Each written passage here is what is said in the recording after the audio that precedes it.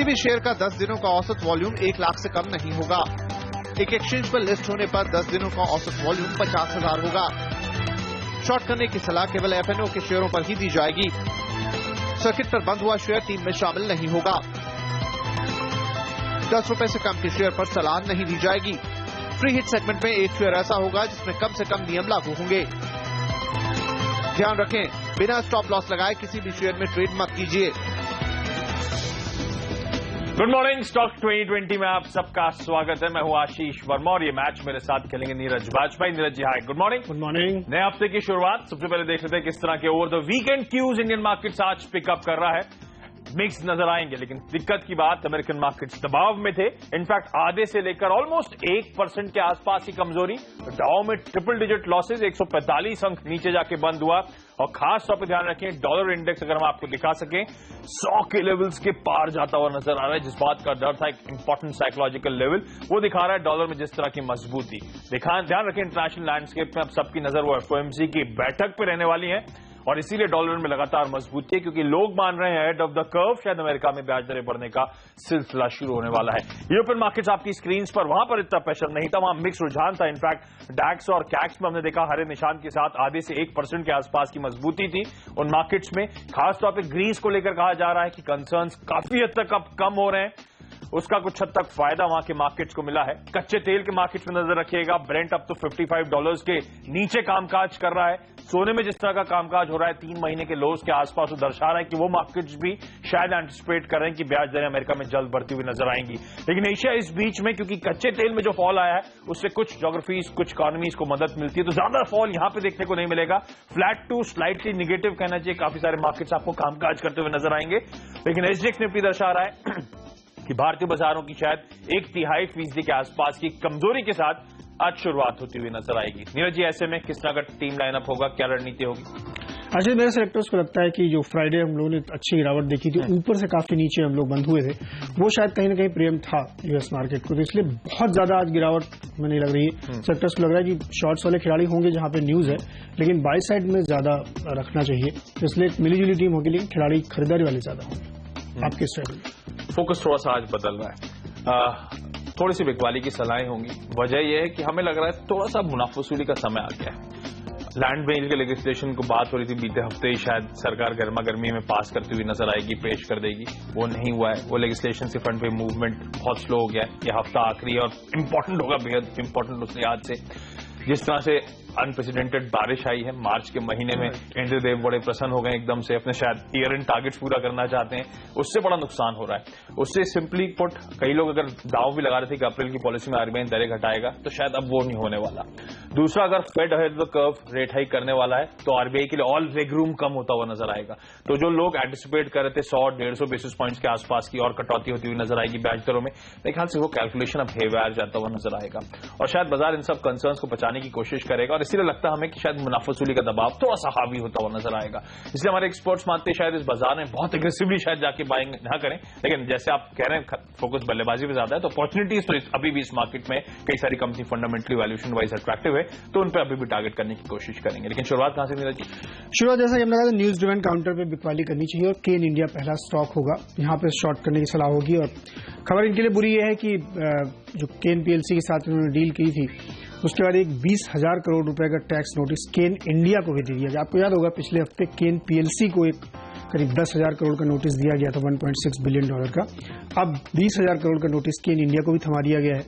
और इस मामले में आपको याद होगा पिछले हफ्ते सरकार ने क्लियर किया था कि ये फैसले पुरानी सरकार ने लिए थे, 3 साल पुराने हैं, इसलिए इस सरकार का उससे कोई लेना देना नहीं, वो अपने रुख पे कायम है कि रेट्रोस्पेक्टिव नहीं लगाएंगे। लेकिन जो पहले से केस चल रहे हैं वो चलेंगे। तो सेक्टर्स को लगता है ये मामला काफी पेचीदा होगा, केन पे और प्रेशर बनता हुआ दिखेगा। और क्रूड की कीमतें भी देखिए अब $53 पे फिर से आ गई हैं, तो इसके लिए दोहरी मार की दिक्कत है। सेक्टर्स को लगता है केन इंडिया में आज डेफिनेटली शॉर्ट बनेगा। 215 के लक्ष्य के साथ इसमें बिकवाली करें, 230 पे स्टॉप लॉस लगाएं। हिंडाल्को अगला स्टॉक होगा, यहाँ पे बिकवाली की सलाह है। सीबीआई एक फ्रेश केस शुरू करने जा रही है और उसमें भी लगता है सेक्टर्स को कि ये स्टॉक्स दबाव में आएगा। वैसे भी समन जारी किया गया है चेयरमैन को, और इसके अलावा तमाम सारी दिक्कतें मेटल्स शेयर्स को लेकर के ऑलरेडी बिल्ट इन है। तो सेक्टर्स को लगता है कि तमाम मुश्किलों के बीच में कि सीबीआई का नया पेज आने से स्टॉक में थोड़ा प्रेशर देखने को मिलेगा। 125 के लक्ष्य के साथ बिकवाली करें, 134 पे स्टॉप लॉस रखें। आशीष। फोकस गेंदबाजी पे ज्यादा है, लेकिन इस हफ्ते की शुरुआत एक पॉजिटिव नोट पे ही करेंगे। सबसे पहले यहाँ पे एक बल्लेबाज आइनॉक्स लेजर, मेरे ख्याल से बीते हफ्ते के फ्राइडे के ट्रेडिंग सेशन में भी हमने इसे रिकमेंड करा था। कमजोर बाजार में पहले निशान पे जाके बंद हुआ था ये काउंटर। यहाँ पे लगातार बड़े फंड चेक इन करते हुए आपको नजर आएंगे। थर्सडे के ट्रेडिंग सेशन में भी ऐसा ही हुआ था, इसलिए फ्राइडे को रिकमेंडेड था। इनफैक्ट फ्राइडे के कारोबारी सत्र में भी यहाँ पे खबरें हैं कि मैक्वायरी एशिया ने करीब 6 लाख शेयर्स आइनॉक्स लेजर के एक्वायर करें। तो दिग्गज फंड्स यहां पे चेक इन करते हुए, marquee FI names, marquee names इस कंपनी में उतरते हुए हमें लगता है आइनॉक्स लेजर में खरीदारी करके चलें। वैसे भी एक ग्रुप इस हफ्ते फोकस में आता हुआ नजर आएगा, जैसी इस ग्रुप की एक वैल्यू अनलॉकिंग होने वाली है, एक आईपीओ आने वाला है। आइनॉक्स इस बीच में 183 तक के लेवल्स तक यहां पे अप्रोच किया जा सकता है। सिसा स्टरलाइट, जैसे नीरज ने हाईलाइट करा, केन का पेन ऑब्वियसली इस कंपनी में रिफ्लेक्ट करता हुआ नजर आएगा। सिसा स्टरलाइट में वैसे भी हमें लगता है, क्योंकि हम ग्लोबल जिटर्स की बात करते हैं शुरुआत में, जो शायद इंडियन मार्केट्स में भी हावी होते हुए नजर आएंगे, सिसा स्टरलाइट को उसका भी शायद पेन झेलना पड़े, इसे हमारे एक्सपर्ट्स मानते हैं। हालांकि 200 के नीचे अट्रैक्टिव लेवल्स नजर आते हैं, लेकिन इस समय कमजोरी का मार्केट नजर आ रहा है हमें। 191 तक के लेवल्स, 190 तक के जोन तक यहाँ पे अप्रोच करने की सलाह, बिकवाली करने के यहाँ पे भी मौके ढूंढने चाहिए। और चलिए इसी के साथ वक्त तो चला हम दोनों की टीम्स के डिपेंडेबल खिलाड़ी जानने का।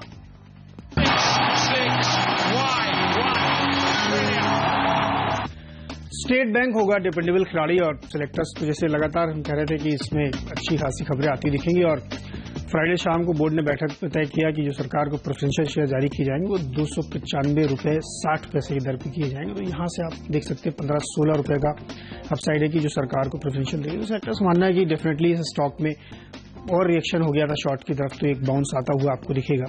इसके अलावा भी इनको जो है फंड रेज करने की जो है इजाजत मिलेगी, जो डीवीआर के थ्रू आएगी। लगातार मैं इस बात को बता रहा हूं आपको। सेक्टर्स को लगता है कि ये स्टॉक आज फोकस में रहेगा। 288 से 90 तक के ट्रेडिंग टारगेट के लिए आज इसमें लॉन्ग पोजीशन बना के चलें। 270 पे स्टॉप लॉस लगाएं, और सलाह ये होगी कि इसको अगर आप होल्ड करते हैं तो जल्दी 300 के स्तर पार करता हुआ स्टॉक दिखाएगा आपको। आशीष। केईसी इंटरनेशनल होगा वो खिलाड़ी जिसमें हर एक्सपर्ट्स मानते हैं दाव लगाना चाहिए। इस काउंटर में हर एक्सपर्ट्स मानते हैं इनफैक्ट खरीदारी करके चलें। स्ट्रॉन्ग पेरेंटेज की कंपनी, ध्यान रखें आरपीजी ग्रुप एंटिटी है, आरपीजी ग्रुप कंपनी है ये कंपनी खास तौर पे इंजीनियरिंग, प्रोक्योरमेंट, कंस्ट्रक्शन के लिए जानी जाती है, यानी कि एक ईपीसी मेजर है जो कि across segments, power transmission, power systems, cables, railways, telecom और इनफैक्ट वाटर स्पेस में कार्यरत आपको नजर आएगी। तो कई सारी इंटरेस्टिंग पॉकेट जिसमें बाजार के कई सारे दिग्गज बुलिश है, उन कंपनीज को ये सर्विस करने का काम करती है। और हमारे एक्सपर्ट्स मानते हैं इनफैक्ट अगर पावर में प्ले करना है आपको, तो इन स्पेसिफिक कंपनीज की तरफ से यहाँ पे अप्रोच करना चाहिए, ना कि पावर जनरेटर्स की तरफ से जहां पे लगातार दबाव देखने को मिलता है। तो केईसी इंटरनेशनल लिहाज से एक परफेक्ट पिक हो सकती है, प्रॉक्सी पिक हो सकती है। इन तमाम सेगमेंट जिनकी मैंने बात करी उन पे एक प्ले के लिहाज से 150, 155 टू बी प्रिसाइज, मेरे ख्याल से 153 का इस कंपनी का ईयर हाईस था, तो वहां से तो ऑलमोस्ट 45-50% आपको नीचे कामकाज करता हुआ नजर आएगा। हाल में अच्छा ट्रैक्शन ऑर्डर बुक के फ्रंट पे है। मेरे ख्याल से इस कंपनी ने घोषणा भी करी है मार्च के महीने में 1250 करोड़ रुपए के आसपास के ऑर्डर्स इस कंपनी ने बैक करे थे। इस कंपनी का 2100-2200 करोड़ रुपए के आसपास का मार्केट कैप है। और ध्यान रखें बीते वित्त वर्ष की मैं बात कर रहा हूं, FY14 में टॉप लाइन 6500 करोड़ रुपए की इस कंपनी ने क्लॉक करी थी। हालांकि प्रॉफिट्स के फ्रंट पे 85 करोड़ रुपए के आसपास के मुनाफे करें, लेकिन हमारे एक्सपर्ट्स मानते हैं जैसे ट्रैक्शन, जैसे ऑन ग्राउंड इंप्रूवमेंट देखने को मिलेगा, मार्जिन प्रोफाइल इस कंपनी की सिग्निफिकेंटली इंप्रूव होती हुई नजर आएगी। और वो बड़ा ट्रिगर हो सकता है केईसी इंटरनेशनल की री रेटिंग के लिहाज से। खास तौर पे हमारे एक्सपर्ट्स मानते हैं आपको जिन पॉकेट्स पे नजर रखनी है, डोमेस्टिक टीएनडी अगर ऑर्डरिंग पिकअप होती है वो केईसी इंटरनेशनल बड़ा इंपॉर्टेंट होगा। इंटरनेशनल सब्सिडी पे नजर रखें, अगर वहां पे टर्न अराउंड होता है तो केईसी इंटरनेशनल की री रेटिंग होती हुई नजर आएगी। इनफैक्ट हमारे एक्सपर्ट्स मानते हैं हिस्टोरिकल पी है इस कंपनी का 18 टाइम्स के आसपास का, उस पर धीरे धीरे कंपनी अप्रोच कर सकती है, जैसे इससे ऑर्डर विजिबिलिटी इंप्रूव होती हुई नजर आएगी, अर्निंग्स परफॉर्मेंस इंप्रूव होती हुई नजर आएगी। हैविंग सेड दैट, एक बेहतर पिक हो सकता है डिपेंडेबल के लिहाज से, जिसमें आपको थोड़ा समय शायद इस कंपनी के साथ बिताना पड़े, लेकिन हर कमजोरी में यहाँ पे हमें लगता है अट्रैक्टिव लेवल्स होंगे इस कंपनी में चेक इन करने के लिए, खरीदारी करने के लिए। आज की ट्रेडिंग सेशन में 88 तक के लेवल्स तक यहाँ पे अप्रोच करें। छोटा सा ब्रेक, उसके बाद हम दोनों की टीम्स के मिडिल ऑर्डर के खिलाड़ी।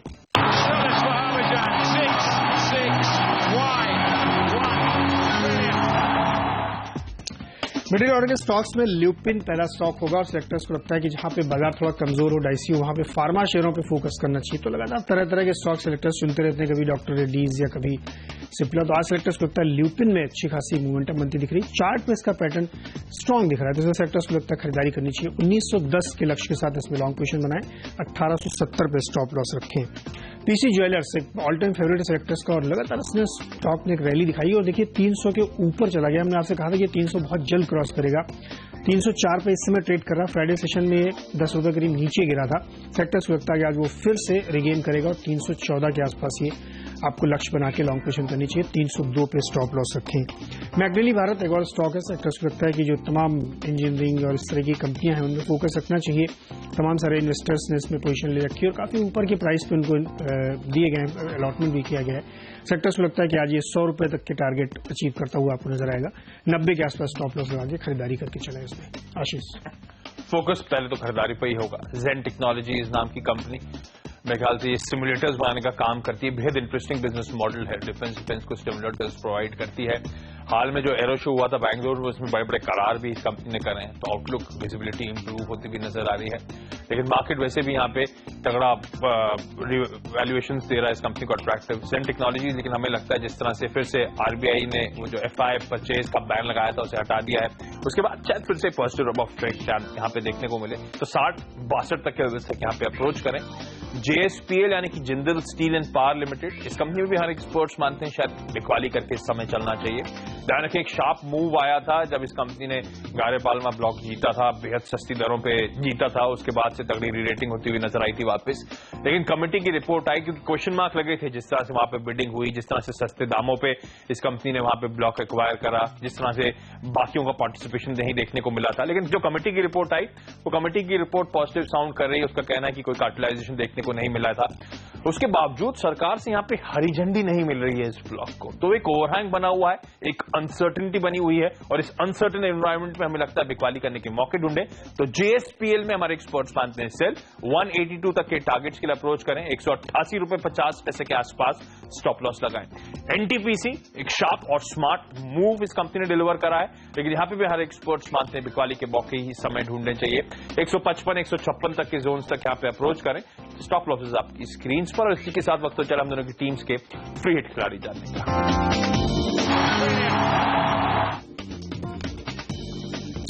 जिलेट को सेक्टर्स ने फ्री हिट के लिए चुना है, और आपको याद होगा जब इसका रिजल्ट आया था उसके बाद हमने रेकमेंड किया था। सेक्टर्स का मानना था कि एक जबरदस्त वैल्यू पिक है, लेकिन ट्रेडिंग बाउंस भी आपको देगी। तो उसी दिन स्टॉक ने 20% की ऊपरी सर्किट पे क्लोजिंग दी थी।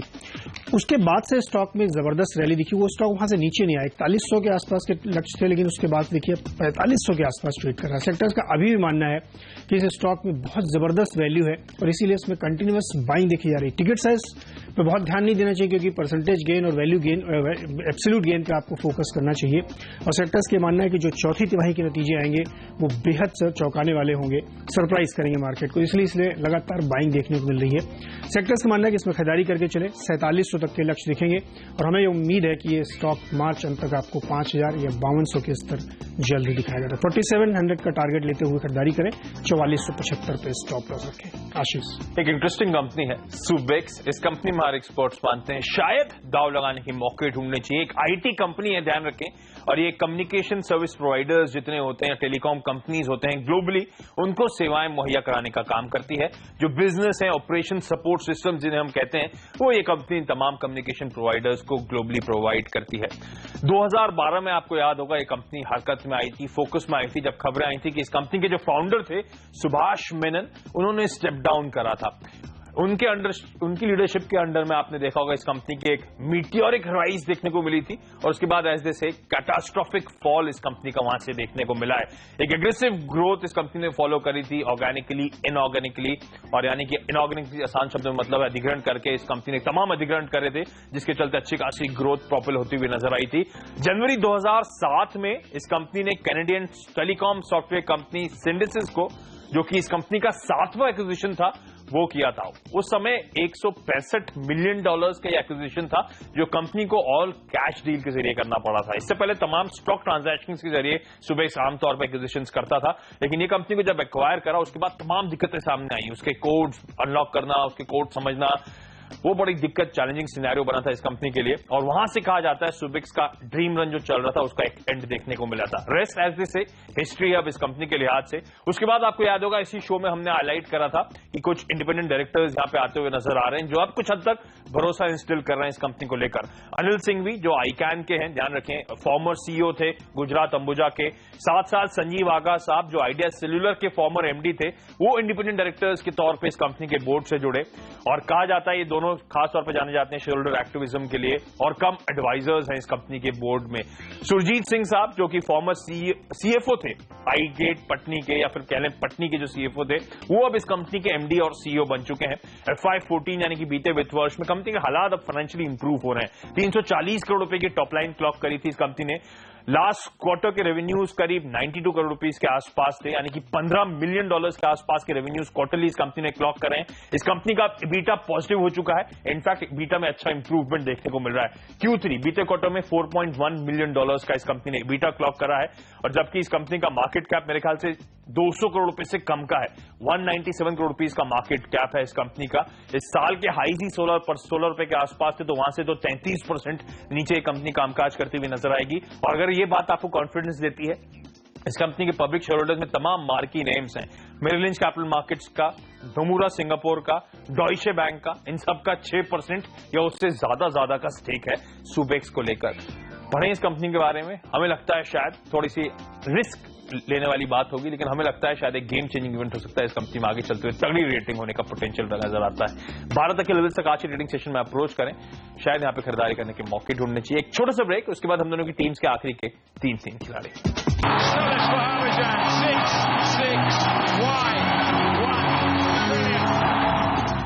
आखिर के 3 स्टॉक्स में पहला होगा वीडियोकॉन इंडस्ट्रीज, और यहां पे खरीदारी करके चलना चाहिए। सिल्वर ईगल को जिन्होंने अपने डीटीएच बिजनेस का कुछ हिस्सा बेचा है, वो पूरी डील कंफर्म हो गई है और सेक्टर्स को लगता है जल्दी इस डीटीएच का आईपीओ आने वाला है। सेक्टर्स का मानना है कि इस वजह से काफी वैल्यू अनलॉक हो सकती है। 165 के लक्ष्य के साथ वीडियोकॉन इंडस्ट्रीज में खरीदारी करके चलें। अडानी इंटरप्राइजेज में शॉर्ट करने की सलाह होगी। सेक्टर्स को लगता है यहाँ पे इनको जो $1 बिलियन वाला जो लोन था उसको लेकर के थोड़ा सा कंफ्यूजन क्रिएट हो रहा है। हालांकि बैंक कह रहा है कि नहीं ऐसी कोई दिक्कत नहीं, लेकिन सेक्टर्स को लगता है कि उससे थोड़ी दिक्कत हो सकती है। 625 के लक्ष्य के साथ इसमें बिकवाली करें। और अंत में AIA इंजीनियरिंग, एक और स्टॉक सेक्टर्स को लगता है इंजीनियरिंग सेगमेंट में है और उस पर फोकस करना चाहिए। क्वार्टर आफ्टर क्वार्टर बहुत ही शानदार रिजल्ट दिए इन्होंने। Q4 में भी सरप्राइज करेंगे। सेक्टर्स को लगता है कि अभी से प्रीएम करना चाहिए। 12 से 90 के लक्ष्य के साथ AIA इंजीनियरिंग में खरीदारी करके चले। आशीष, फोकस यहाँ पे फिर से बिकवाली और खरीदारी दोनों पे रहने वाला है। सबसे पहले हमने शुरुआत में हाईलाइट करा था कि ब्याज दरों को लेकर थोड़ी सी असमंजसता, कंफ्यूजन अब यहाँ पे देखने को मिल सकता है आपको, और इसीलिए PSU बैंक्स में एक बार फिर से शायद थोड़ा सा दबाव देखने को मिले। कैनरा बैंक होगा वो बिग बैंक जो हमारे एक्सपर्ट्स ने सेलेक्ट किया है। 388 तक के लेवल्स तक यहाँ पे अप्रोच करें। आइडिया सेल्यूलर एक और ऐसी कंपनी जिसमें हमारे एक्सपर्ट्स मानते हैं बिकवाली करके चलना चाहिए। बेहद शार्प मूव आया है। ध्यान रखें अभी भी टेलीकॉम ऑक्शंस कंटिन्यू होते हुए 1 लाख करोड़ प्लस की बोलियां लगती हुई। आइडिया सेल्यूलर ने कंपटीशन के चलते हाल में दरें घटाई थी, और जिस तरह से अब यहाँ पे एग्रेसिव बिडिंग होती हुई नजर आई है, तमाम टेलीकॉम कंपनीज को बहुत जरूरी है यहां से अपनी दरें बढ़ाना। और रिलायंस जियो कहा जा रहा है साल के मिड में शायद हिट करता हुआ नजर आया अपनी सर्विसेज के साथ। बड़ा मुश्किल होने वाला है, बड़ा चैलेंजिंग होने वाला है। बाजार शायद इस बात को इस समय देख नहीं रहा है। 175 तक के लेवल्स तक हमें लगता है आइडिया सेल्यूलर में अप्रोच करें। फाइनली आज एक आखिरी में खिलाड़ी एक और खरीदारी करने की सलाह होगी, वो है DLF। सैट ने जिस तरह से वो बड़ा ओवरहैंग हटाया है, कंपनी के फेवर में रूलिंग आती हुई नजर आई है। उस टाइम तो थोड़ा कंफ्यूजन था कि 3 साल जो बैन पीरियड है कैपिटल मार्केट्स को अप्रोच करने का 6 महीने कर दिया गया है, लेकिन वाकई 3 साल से 0 हो गया है। वो पूरी तरह से बैन हटा दिया गया था। अब DLF के लिए तमाम फंड रेजिंग ऑप्शन जिसको लेकर बाजार कंसर्न था वो खुलते हुए नजर आ रहे हैं। इसीलिए जो हमने फ्राइडे को मूव देखा था वो सस्टेन होता हुआ नजर आएगा। अभी और खरीदारी बची है इस काउंटर में। लेवल्स आपकी स्क्रीन पर। चलिए, हम दोनों की 10-10 की टीम पूरी हो चुकी है। उम्मीद करते हैं ये हफ्ते का पहला ट्रेडिंग सेशन भी आपके लिए अच्छा रहेगा, लेकिन हम दोनों को दीजिए इजाजत। वक्त तो चला एक छोटे से ब्रेक का, लेकिन आप बने रहिए CNBC यूनिवर्स के साथ। नमस्कार।